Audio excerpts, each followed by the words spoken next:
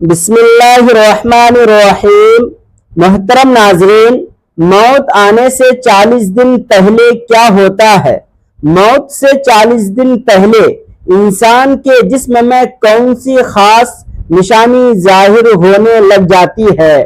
جب بندے کا اس دنیا کو چھوڑ کر جانے کا وقت آتا ہے اور پھر موت سے 40 دن پہلے حضرت عزرائیل علیہ السلام اس بندے کے پاس آتے ہیں۔ ایک مرتبہ ملک الموت یعنی حضرت عزرائیل علیہ السلام حضرت یعقوب علیہ السلام کے پاس پہنچے تو حضرت یعقوب علیہ السلام نے پوچھا، کیا تم میری روح قبض کرنے کے لیے آئے ہو یا مجھ سے ملاقات کرنے کے لیے آئے ہو؟ تو ملک الموت نے عرض کیا، اللہ کے پیغمبر، میں روح قبض کرنے کے لیے نہیں آیا ہوں بلکہ آپ سے ملاقات کرنے کے لیے آیا ہوں۔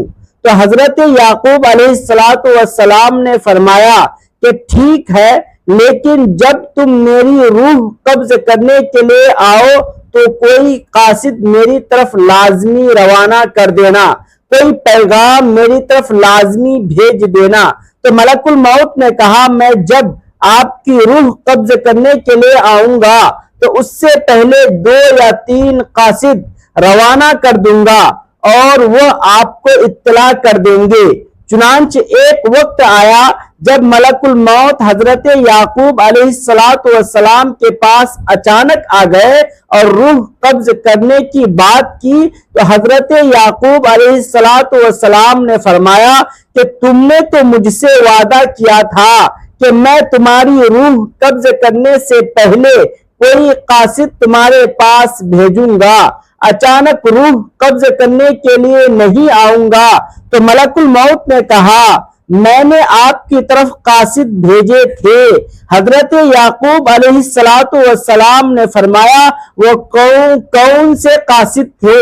ملک الموت نے فرمایا، پہلا قاصد یہ تھا کہ جب آپ کی داڑھی اور سر کے بال جو سیاہ تھے وہ سفید ہونے لگیں گے۔ دوسرا قاصد یہ تھا کہ آپ کے جسم میں جو طاقت اور توانائی تھی وہ ختم ہونے لگ جائیں گی اور آپ کے جسم میں کمزوریاں لگنے لگیں گی۔ اور تیسرا قاصد یہ تھا کہ آپ کی کمر جو بالکل سیدھی تھی وہ آہستہ آہستہ جھکنے لگیں گی۔ تو یہ تینوں نشانیاں ملک الموت نے بتائی ہیں اور ملک الموت یعنی حضرت عزرائیل علیہ السلام نے فرمایا کہ ہر مرنے والے کے پاس تقریباً میرے قاصد آتے ہیں، لیکن لوگ ان کو نہیں سمجھتے، لوگ ان کو نہیں مانتے۔ اگر مرنے والا بندہ اپنی زندگی میں نیکیاں اور تقوی پرہیزگاری اختیار کرتا رہا، پھر اس کی موت کے بعد اس کا چہرہ خوبصورتی سے چمک اٹھے تو یہ ایسی علامت ہے جس سے اچھا تاثیر لیا جا سکتا ہے اور اس بات کی امید کی جا سکتی ہے۔ مثال کے طور پر مرنے کے بعد لوگ اس کی تعریف کریں گے اور اس کے لیے دعائیں کریں گے تو یہ اس کے لیے نیک ہونے کی نشانیاں ہیں۔ اسی طرح زندگی میں اچھے لوگوں کی صحبت بھی انسان کے نیک ہونے کی نشانی ہے۔ حسن خاتمہ کے بہت سے اسباب ہیں جن میں اللہ تبارک و تعالیٰ کی اطاعت پر استقامت، توبہ، موت کو کثرت سے یاد کرنا اور دنیاوی خواہشات مختصر کرنا، آخرت کی فکر اور نیک لوگوں کی صحبت قابل ذکر ہے۔ ناظرین، روح جب جسم کو چھوڑنے کے لیے بالکل تیار ہو یعنی موت سے تقریباً 24 گھنٹے پہلے تو ہاتھ پاؤں گھٹنوں کی جلد پر محسوس ختم ہو جاتی ہے اور ان کا رنگ بدلنا شروع ہو جاتا ہے اور نیلا رنگ اختیار کرنا شروع کر دیتا ہے۔ یہ نشانی واضح نشانی ہے جس میں سانس اکھڑنا شروع ہو جاتا ہے اور بے ترتیب ہونا شروع ہو جاتا ہے اور دھیرے دھیرے سے بجھ جاتا ہے۔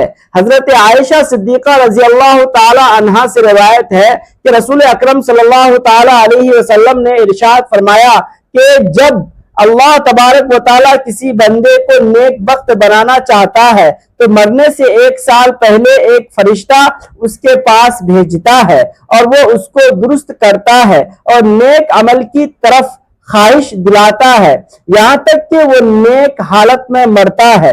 اور جب لوگ کہتے ہیں اور سب لوگ کہتے ہیں کہ یہ شخص نیک حالت میں مرا ہے، اور جب ملک الموت حاضر ہوتا ہے اس وقت اللہ تبارک و تعالیٰ اس کی آخرت میں رہنے کی جگہ یعنی وہاں کے سامان اور راحتوں کو جو اللہ تبارک و تعالیٰ نے اس کے لیے مہیا کر رکھے ہیں، تیار کر کے رکھے ہیں، اس کو دکھا دیتا ہے تو اس کی روح خوش ہو کر نکلنے کا قصد کرتی ہے۔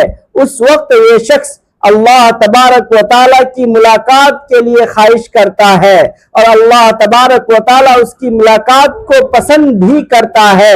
پھر ملک الموت روح قبض کرتا ہے، اور جب اللہ تبارک و تعالیٰ کسی بندے کے ساتھ برا کرتا ہے تو مرنے سے 1 سال پہلے اس کے پاس ایک شیطان بھیجتا ہے جو اس کو گمراہ کرتا ہے اور بہکاتا رہتا ہے یہاں تک کہ وہ بری حالت میں مرتا ہے، اور سب لوگ کہتے ہیں کہ اسے بری موت آئی ہے۔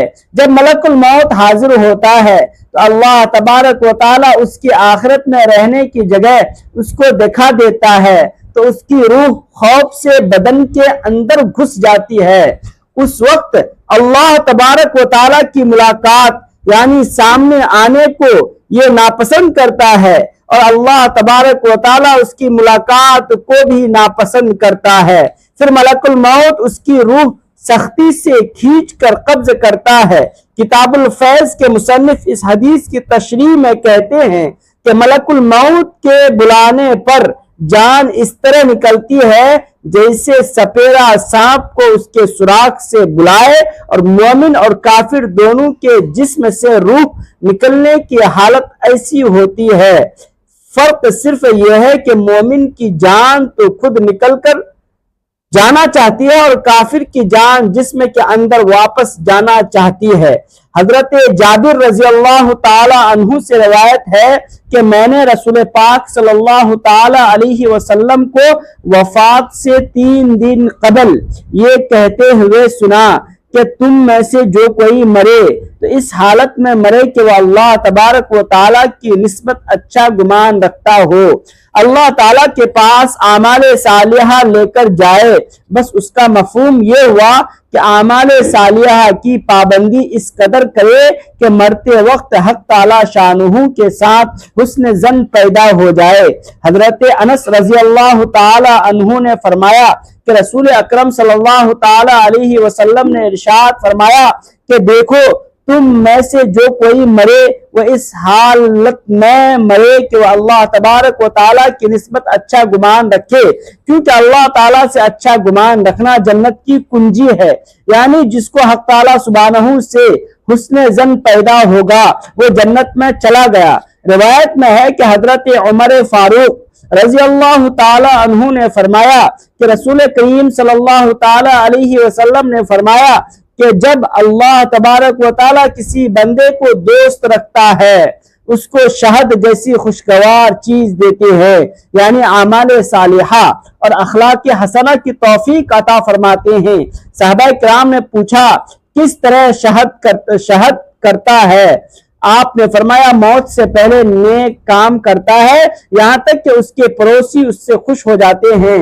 حضرت سلمان فارسی رضی اللہ تعالی عنہ سے روایت ہے کہ میں نے رسول اکرم صلی اللہ تعالی علیہ وسلم کو یہ فرماتے ہوئے سنا ہے کہ میت کو موت کے وقت پیشانی سے اگر پسینہ آئے، آنکھوں سے آنسو آئے اور ناک کے سوراخ کھلے تو یہ اللہ کی خاص رحمت ہے جو اس پر نازل ہوتی ہے۔ گلے میں سے ایسی آواز نکلنا جیسے کہ جوان اونٹ کا گلا گھونٹنے سے آواز آتی ہے اور اس کا رنگ بد رنگ ہو جائے اور منہ سے جھاگ نکلے تو یہ اللہ کا عذاب ہے۔ ناظرین گرامی، اللہ تبارک و تعالیٰ نے عرش کے نیچے درخت پیدا کیا ہے، اس کے تمام پتے تمام مخلوق کی گنتی کے برابر ہے، اس کا نام سدرۃ المنتہا ہے۔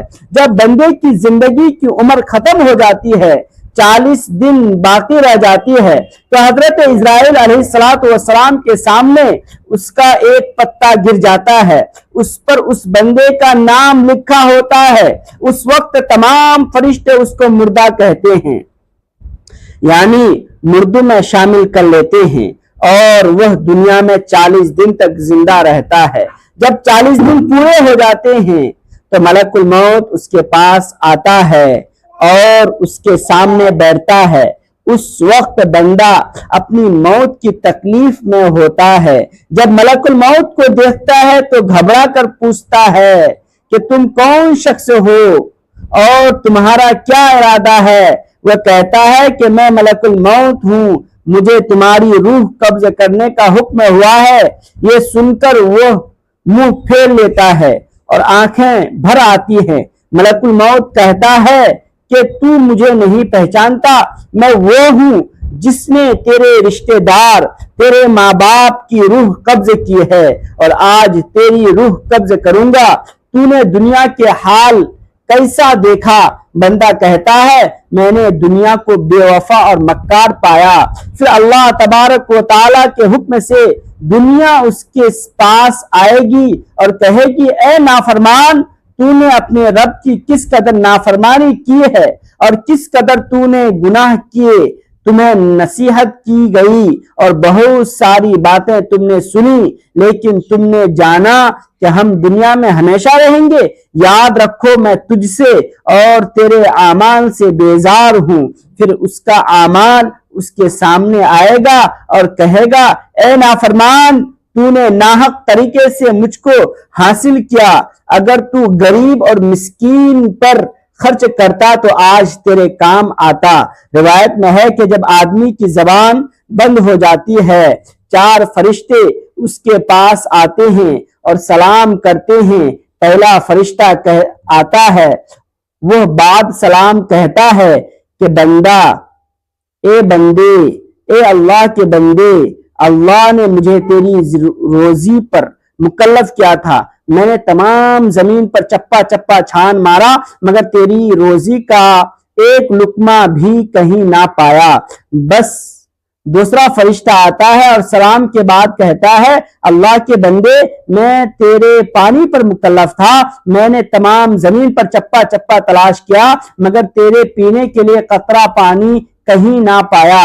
پھر تیسرا فرشتہ آتا ہے اور سلام کے بعد کہتا ہے کہ بندے، میں اللہ کے حکم سے تیری سانس پر مکلف تھا، میں نے تمام زمین پر چپا چپا چھان مارا لیکن میں نے کہیں بھی تیرے واسطے ایک سانس بھی کہیں نہ پایا۔ چوتھا فرشتہ آتا ہے اور سلام کے بعد کہتا ہے کہ بندے، اللہ کے حکم سے میں تیری عمر پر مکلف تھا، میں نے تمام زمین پر چپا چپا تلاش کیا مگر تیری عمر کا ایک لمحہ بھی نہ پایا۔ اس کے بعد اعمال نامہ لکھنے والے 2 فرشتے اس کے پاس آتے ہیں اور سلام کے بعد کہتے ہیں کہ اے اللہ کے بندے، ہم تیرے اعمال لکھنے پر مأمور تھے۔ وہ نامہ اعمال اس کو دکھائیں گے اور کہیں گے دیکھ یہ تیرا نامہ اعمال ہے۔ اس میت کی آنکھوں سے آنسو جاری ہوتے ہیں اور دائیں بائیں دیکھتا ہے اور نامہ اعمال پڑھنے سے ڈرتا ہے۔ اس کے بعد ملک الموت اس کی روح قبض کرتے ہیں۔ روایت میں آتا ہے کہ ربیع بن انس رحمت اللہ علیہ سے کسی نے پوچھا کہ ملک الموت تنہا ہی سب کی روح قبض کرتے ہیں یا ان کے ساتھ اور بھی فرشتے کام میں شریک ہوتے ہیں؟ تو فرمایا کہ روح قبض کرنے کا کام انہی کے حوالے، لیکن اس کام میں مدد کے لیے بہت سے فرشتے ان کے ساتھ ہوتے ہیں اور ملک الموت ان سب کے سردار ہیں، ان کا ہر قدم دنیا کے برابر ہے۔ پھر حضرت ربیع بن انس رحمت اللہ علیہ سے پوچھا کہ مومنین کی روح کہاں رہتی ہے؟ فرمایا 7ویں آسمان کے اوپر سدرۃ المنتہا کے پاس۔ حضرت ابو ہریرہ رضی اللہ تعالی عنہ سے مروی ہے کہ سرکار دو عالم صلی اللہ تعالی علیہ وسلم نے فرمایا جب انسان مر جاتا ہے تو اس کے اعمال کے ثواب کا سلسلہ اس سے منقطع ہو جاتا ہے مگر 3 چیزوں کے ثواب کا سلسلہ باقی رہتا ہے۔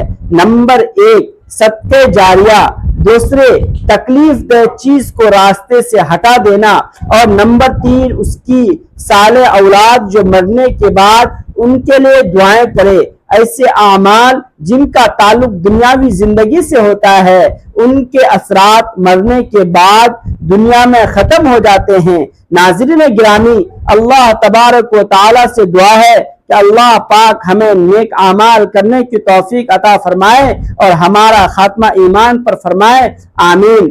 ناظرین، ویڈیو اچھی لگی ہو تو ویڈیو کو لائک کریں، شیئر کریں، چینل کو سبسکرائب کریں اور کمنٹ باکس میں اللہ تبارک و تعالی کے 99 ناموں میں سے کوئی ایک نام ضرور ٹائپ کریں۔